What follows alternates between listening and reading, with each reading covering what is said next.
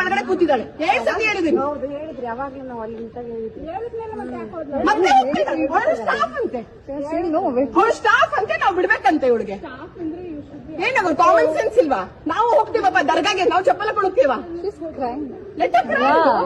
Her name is Roshni Mustafi, guys, and she is not supposed to go with footwear inside the temple.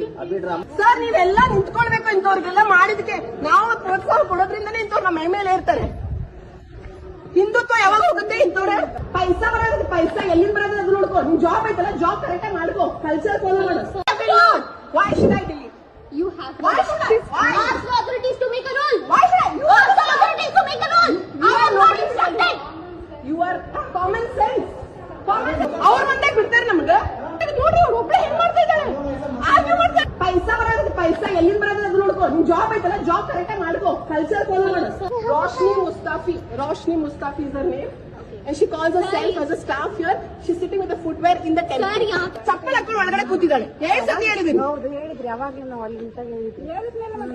ಮತ್ತೆ ಅವಳು staff ಅಂತೆ, ಅವಳು staff ಅಂತೆ, ನಾವು ಬಿಡ್ಬೇಕಂತೆ ಇವಳಿಗೆ. ಏನಾಗ ಕಾಮನ್ ಸೆನ್ಸ್ ಇಲ್ವಾ? ನಾವು ಹೋಗ್ತೀವಪ್ಪ ದರ್ಗಾಗೆ, ನಾವು ಚಪ್ಪಲ ಕೊಡುತ್ತೀವ.